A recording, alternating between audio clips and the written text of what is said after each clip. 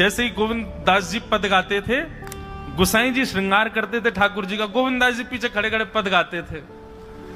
तो जैसे ही गोसाई जी श्रृंगार करते करते थोड़ा श्रृंगार लेने के लिए नेक दूर जाते, ठाकुर जी ऐसे खड़े खड़े नीचे से एक मोती उठाते, मोती उठा के ये मारते टक के गोविंद दास के सिर पे। और जैसे ही गोविंद दास के सिर पे लगती, गोविंद दास कहते माने ना दारी की तो बताऊं, रुक जा। जैसे ही वो मोती लेकर के वापस गोविंद दास मारते, तब तक गोसाई जी वापस आ जाते। और गोसाई जी के आते ही वो मोती ठाकुर जी की जगह गोसाई जी में जाके लग जाता। गोसाई जी कहते हे गोविंदा, तू ठाकुर जी को मोती मार रहा है? गोविंदास बोले मेरो माथो देखियो, ये गुम्माटो फूल को ये आपके लाला ने मारो मोए। आपको लाला ऊधम मचावे वो ना दिखाई दे आपको, और मैं नेक कछु कह दूं सो मुंह पे चिल्ला रहे हो, मुंह पे बरस रहे हो, या समझा लो बहुत ऊधम मचावे ये। ऐसी लीला करते। गोसाई जी के नेत्रों में आंसू आ जाते, बोले गोविंदा तू कितनो भाग्यशाली, तेरे संग ठाकुर जी लीला करें। गोविंदास के साथ ऐसी ऐसी लीला करते महाराज। तो दोपहर के समय जैसे ही मंदिर बंद होते, ठाकुर जी महाराज फेंटा कस के आ जाते, ए गोविंदा चल खेलवे चल रहे हैं। ठाकुर जी गोविंदास के संग खेलने जाते। एक दिन ठाकुर जी बोले गोविंदा तू घोड़ा बन जा, मैं तेरे ऊपर बैठ के डोलूंगो। गोविंदास जी घोड़ा बन गए। घोड़ा बन के ठाकुर जी ऊपर बैठ गए, और गोविंदास की दो पौनी बना दी ऐसी, और दो पौनी इनको ऐसे पकड़ पकड़ के ठाकुर जी चला रहे हैं। और ठाकुर जी तो खेले भैया, कछु भी कर सकें। गोविंदास के ऊपर बैठ गए और उसको चलाने लगे। अब चलते चलते गोविंदास रुक गए, तो ठाकुर जी बोले ए गोविंदा चल, ए मेरे घोड़ा चल। गोविंदास जी बोले जय जय जय जय, नेक उतर जाओ। ठाकुर जी बोले काय को? गोविंदास जी बोले लघु शंका लगी है, नेक मुझे जानो है, नेक उतर जाओ। ठाकुर जी बोले ऐसी बात कर रहे हो गोविंदा हैं? कोई घुड़सवार घोड़ा पे बैठ के घूमे और घोड़ा को लघु शंका आवे तो वो का यूं के ओ भैया नेक उतर जा, मैं लघु शंका करके आऊं, फिर बैठी हो मेरे ऊपर। गोविंदास जी बोले तो कहा आज्ञा? बोले आज्ञा वो ये जो कह रहा हूं, जैसे घोड़ा बिना आज्ञा लिए अपने व्यक्ति को ऊपर बैठा के सब काम कर ले, वैसे तू कर ले। तो गोविंदास जी ऐसे घोड़ा बन करके चल रहे हैं, ठाकुर जी ऊपर बैठे हैं और सब कर आए काम। अब इतने में ही कोई व्यक्ति वहां से जा रहा था। अब उस व्यक्ति को ठाकुर जी नहीं दिख रहे हैं, उसको गोविंदास चलते चलते दिख रहे हैं। उसने जब देखा, अरे राम राम राम राम जी, गोविंदास जी क्या? महाराज किसी व्यक्ति ने गोविंदास जी को ऐसे देख लिया, ओहो जी तो ऐसे ही डोल रहा है और चलते फिरते ही कर रहा है। गोसाई जी से जाकर के शिकायत कर दी, और गोसाई जी से कही, बोले गोसाई जी आपने गोविंदास को बहुत सिर पर चढ़ा लिया आज। अरे भाई खड़े होके लघु शंका करना भी मना है शास्त्रों में, वो तो ऐसे बैठ करके चलते चलते कर रहा था और वस्त्रों में ही कर रहा था, इतना अपवित्र, और आप उसको मंदिर की सेवा देते हो। गोसाई जी को सुन करके अच्छा नहीं लगा। शाम को स्नान आदि करके दूसरे वस्त्र पहन करके गोविंदास आए। आकर के आपने गोसाई जी को प्रणाम किया तो गोसाई जी ने मुंह फेर लिया। तो गोविंदास बोले जय जय, आप नाराज हो हमसे? गोसाई जी बोले आप आचार विचार सब भूल चुके हैं अपना। आप इस प्रकार से आज कुछ कर रहे थे, मुझे लोगों ने बताया आकर के। गोविंदास जी बोले आपकी बात है जाए तो मैं बोलूं? बोला हाँ बोलो। बोले मोते मत कहो, अपने लाला को समझाओ। जय हट करके बैठे, जय जिद करे, कहा करूं, कहां तक समझाऊं जाकू मैं? आज मुंह को घोड़ा बना लियो, और घोड़ा बना के मेरे दो पौनी बना के ऐसे ऐसे चला रहे मुंह। तब मैंने इनसे कहीं जय जय उतर जाओ, मैंने एक लघु शंका कर आऊं, स्नान कर आऊं, फिर बैठ जाइयो। तो मुझे बोले घोड़ा कभी आज्ञा ले, तू तो मेरा घोड़ा है, ऐसी कर ले। इनकी आज्ञा सो मैंने कियो, मैंने अपनी इच्छा सो नहीं क्यों? नहीं मैं क्यों करूंगा ऐसा? गोविंदास जी की बात सुनकर के गोसाई विठलनाथ जी इतने भावुक हो गए, इतने भावुक हो गए। उस दिन गोसाई जी ने नियम बना दिया, सबको बोल दिया, बोले सुनो आज के बाद गोविंदास कुछ भी करे इसकी शिकायत हमसे मत करना। क्यों? गोविंदास अपनी इच्छा से कुछ नहीं करता, जय जय कराते हैं उससे, ठाकुर जी कराते हैं उससे। एक बार ठाकुर जी गोविंदास से बोले ए गोविंदा। बोले हाँ, मेरो दाल बाटी खावे को मन हेरो है, तो दाल बाटी चूरमा। ठाकुर जी बोले ए गोविंदा, ऐसे ही बोलते थे, बोले मोए दाल बाटी खानी है। गोविंदास बोले 56 भोग बनते हैं रसोई में, अपरस में मुंह पे पट्टी बांध करके महाराज रसोईया बनाता है। अपरस में यमुना जी का जल आता है वहां से, वृंदावन से, उसके जल में सुंदर प्रसादी बनती है। इतने सुंदर शुद्ध भोजन को छोड़ के यूं कह रहे दाल बाटी खानी है। ठीक है, मैं आज बोल दूंगा रसोई घर में बनवा देता हूं। बोले ना, रसोई की ना खानी तो। बोले तेरी कदम खंडी में आऊंगा। गोविंदास जी जहां बैठ करके भजन चिंतन करते थे, मंदिर से थोड़ा दूर था, सुंदर वन था गिरिराज जी में। बोले मां आऊंगो और वहीं पे तू कंडा, वही गोबरी कंडा में बना, और कंडा में बना के तैयार कर, मैं आऊंगा वहीं खाऊंगा। गोविंदास जी बोले यहां सब लोग आपको मंदिर में पूजने आते हैं, आप यहाँ पे भगवान हो, ऐसे कहीं खाने पीने आओ। बोले कोई को पता थोड़ी चलेगी, मैं आ जाऊंगा, तू चिंता मत करे, तू सुन तैयारी कर ले, आज मैं तेरे यहां आके प्रसाद पाऊंगा। गोविंदास जी चुपचाप मंदिर से भाग गए, किसी को बताया नहीं। किसी को पता थोड़ी कि ठाकुर जी ऐसे बाहर भी चले जाते हैं, सबको लगे अंदर ही रहते हैं ये। गोविंदास जी दौड़ करके गए, बढ़िया कंडा में बढ़िया उपले उपले लगा करके, वो महाराज बाटी बनाई, दाल चढ़ा दी, सुंदर। ठाकुर जी आएंगे पाने। एक पंथ दो काज, ठाकुर जी को दो लीलाएं एक साथ करनी थी। एक तो गोविंद दास के संग सुख लेना है, और एक झाड़ू लगाने वाला गिरिराज जी की तलहटी में झाड़ू लगाता था, उसको मंदिर में प्रवेश नहीं करने देते थे लोग। तो वो बेचारा बाहर खड़ा खड़ा ही दर्शनार्थियों से पूछता था कि ठाकुर जी दिख कैसे रहे, मुझे ये बता दो। दर्शनार्थी आकर के बताते थे नीली ठाकुर जी ने बाघा पहना है, गले में मोतियों की माला है, मकराकृत कुंडल है, ऐसा टिपारा ठाकुर जी के सिर पर रखा है, और ऐसा ठाकुर जी का श्रृंगार है। तो वो बाहर खड़ा खड़ा नेत्र बंद करके सुन सुन करके ही अपने चित्त में एक झांकी बना लेता था, और मन में सोचता था ऐसे दिख रहे होंगे ठाकुर जी। पर रोज प्रार्थना करता था, नाथ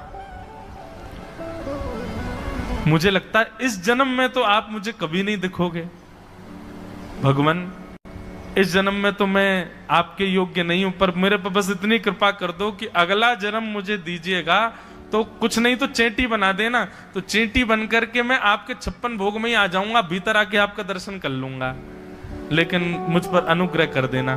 ठाकुर जी उसके इस भाव से इतने रीझ गए।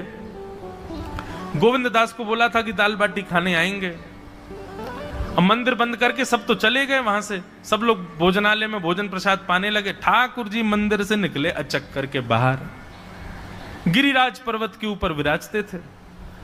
जैसे ही बाहर निकल करके आए तो गिरिराज पर्वत के नीचे ही वही झाड़ू लगाने वाला, उन नेत्रों से आंसू बह रहे थे, ठाकुर जी का चिंतन कर रहा था। आज ठाकुर जी ऐसे दिख रहे हैं, सिर पर चांदी का मुकुट पहना है, ठाकुर जी ने आज गुलाब का इत्र लगाया है, ठाकुर जी के ऐसे ऐसे मकराकृत ठाकुर जी के कटाक्ष, वो सब चिंतन कर रहा था।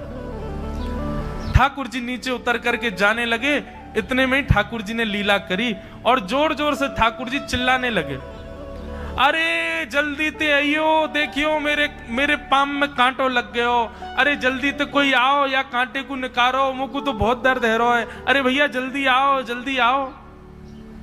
अब ये स्वर जैसे ही सुना उस झाड़ू लगाने वाले ने, उसके नेत्र खुल गए। उसने देखा, बोले कि ये स्वर कहां से आ रहा है। उसने जैसे ही नेत्र उठा करके ऊपर देखा, तियों की माला पहनी है, मकराकृत कुंडल पहना है, चांदी का मुकुट चमक रहा है मस्तिष्क पर, ठाकुर जी के केश घुंघराले लहरा रहे हैं, और ठाकुर जी अपनो एक पाम हाथ में पकड़ करके और एक पैर पर लंगड़ी जैसे खेलते हैं, ऐसे ठाकुर जी कूद रहे हैं यहां से वहां। नीचे से झाड़ू लगाने वाले लिखे, अरे ऐसा पुरुष तो मैंने जीवन में कभी नहीं देखा, ये कैसा पुरुष है। नीचे से ही ठाकुर जी को देखने लगा। अब स्वरूप उसको पता था, तो उसने कही ये जरूर ठाकुर जी होंगे, वहीं से प्रणाम करें। ठाकुर जी बोले प्रणाम कर रहा हूं, दारी के जल्दी ऊपर आ, कांटो लगो मेरे पाम में, या को निकार।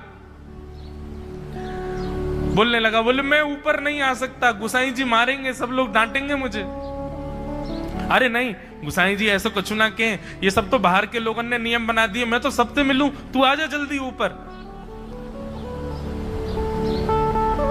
जैसे ही ऊपर गया, ज्यों-ज्यों ठाकुर जी के समीप जाए, त्यों-त्यों उसके नेत्र सजल होते जाएं।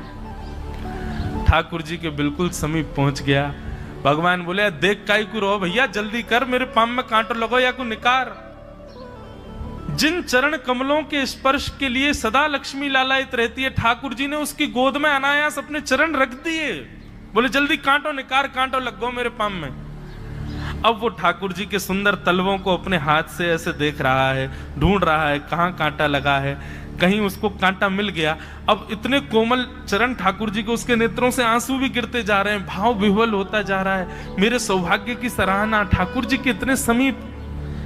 कांटा निकालने के लिए बार बार अपने अंगूठे से खींचे, लेकिन कांटा नहीं निकले। ठाकुर जी बोले अरे जे हाथ पे ना निकलेगो। उसने पूछा कैसे निकलेगा? बोले अरे मेरो पाम पकड़ के अपने मुंह के पास ले जा और दांतन से निकाल, तब निकलेगो ये। आहा, कितनी कृपा की ठाकुर जी। कृपा की न होती जो आदत तुम्हारी, तो सूनी ही रहती अदालत तुम्हारी। जो दीनों के दिल में जगह तुम न पाते, तो किस दिल में होती हिफाजत तुम्हारी। कृपा की न होती जो आदत तुम्हारी, तो सूनी ही रहती अदालत तुम्हारी।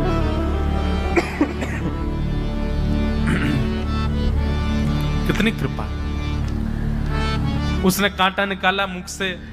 ठाकुर जी बोले अब चल, मुंह से चलो ना जा रहा। गोविंद दास ने अपनी कदम खंडी में दाल बाटी बनाई है, मुंह ले चल वहां पे। बोला कैसे लेके चलूं? बोले तेरे कंधान पे बैठ जाऊंगा मैं। और ठाकुर जी ने अपने दोनों पांव ऐसे लटका लिए उसके यहाँ पे, और सिर पकड़ करके उसके ऊपर ही बैठ गए। बोले चल ले चल मुंह को। वो तो महाराज बेहोशी सी हो रही है, उसको विश्वास ही नहीं हो रहा ठाकुर जी मेरे संग इतनी बड़ी लीला कर रहे हैं। गोविंद दास की कदम खंडी में पहुंचने से पहले उस बालक ने ठाकुर जी के, ठाकुर जी गोविंद दास जी मुझे बहुत मारेंगे, अगर उनको पता चल गई मैंने आपको छू लिया है तो मुझे बहुत डांटेंगे। आप एक काम करो, अब यहाँ से आप पैदल चले जाओ, मैं यहीं खड़ा हूं। ठाकुर जी बोले यहीं खड़ो रही हो, तेरे काजी दाल बाटी लेके आऊंगा मैं। ठाकुर जी पहुंच गए गोविंद दास के पास। आहा, जो ठाकुर जी अचल दिखते हैं सबको मंदिर में, वो सचल दिखते हैं गोविंद दास को। कितनी बड़ी कृपा। गोविंद दास के यहाँ ठाकुर जी पहुंच गए, और पहुंच करके ठाकुर जी बोले चल गोविंदा जल्दी खवा, मुझको तो बहुत जोर की भूख लगी है। गोविंद दास बोले हाँ हाँ बिराजो। सुंदर व्यवस्था कर दी। ठाकुर जी बैठ गए, और बैठ करके सामने पत्तल पर महाराज बाटी रखी, दाल रखी, चूरमा रखी, चटनी रखी, सब बढ़िया सुंदर सजा दी। अब ठाकुर जी पा रहे हैं, प्रेम से पाते जा रहे हैं, और पाते पाते बीच में कहे और ला, और जल्दी ला, जल्दी ला, भूख लग रही है मुझको। गोविंद दास बोले पहले इनको तो खा लो। अरे ना है तू जाने ना है मंदिर में मेरो भूख कैसे लगे? थाली में 2 रोटी और ये सब्जी, इनते मेरो भूख पेट थोड़ी भरे। मेरे सामने तो सबरी सामग्री धर दो, मेरो जो मन होगा मैं उठा उठा के पाते जाऊंगा। अरे गोविंदा जल्दी जल्दी लेके आ। अब गोविंद दास जी पीछे मुड़ करके बढ़िया सुंदर बाटी वाटी सेके। इतने में ठाकुर जी क्या करें, एक बाटी तो खा जाएं और दूसरी बाटी उठा के अपनी जेब में धरते जाएं। वो संग आयो वाके काजी लेके जानी है। अब तुम्हारा ठाकुर जी खाते जाएं, भरते जाएं, खाते जाएं, भरते जाएं। गोविंद दास बोलो ठाकुर जी ये तो मैं मानूं कि आपकी खुराक बहुत है, पर इतनी ज्यादा है ये मुझको विश्वास नहीं है रहा है। क्यों हैं? 56 बाटी खा गए हो अब तक आप? अरे कोई तुकना है, पेट है कि समुद्र है, कुआ है, कहा है आपको? ठाकुर जी बोले अच्छा दारी के ऐसे बोले, चलो जाऊंगा मैं। अरे नहीं नहीं जय जय आप तो पाओ। ठाकुर जी तो जेब में भरते जा रहे थे। अब ठाकुर जी का पेट भर गया। ठाकुर जी बोले चल भैया गोविंदा, बोले चुपचाप चलो और आचमन करो, शुद्धि करो, तब जाइयो मंदिर में। वहीं गोविंद कुंड के पास में गोविंद दास जी ने जबरदस्ती ठाकुर जी बैठा दिए। बोले हाथ में जल लो। ठाकुर जी जल लेकर के बैठे। बोले अब करो अपवित्र पवित्रो वा सर्वावस्थांगतो पिवा। ठाकुर जी आचमन कर रहे हैं, अपनी पवित्र कर रहे हैं ऊपर से लेकर नीचे तक। इतने में ही गोविंद दास बोलते बोलते बोलते बोलते पीछे के गए, और ठाकुर जी की पीठ पे जाकर के एक धक्का दियो महाराज, पूरे ठाकुर जी डुबा दिए कुंड में। ठाकुर जी पूरे ऊपर से नीचे तक भीज गए। ठाकुर जी बोले दारी के तेरी शिकायत करूंगा, गुसाई जी तो कहूंगा तू ऐसे करे मेरे संग। गोविंदास बोले मैं बता दूंगा तुम कौन कौन के कंधान पे चढ़ के घूमो।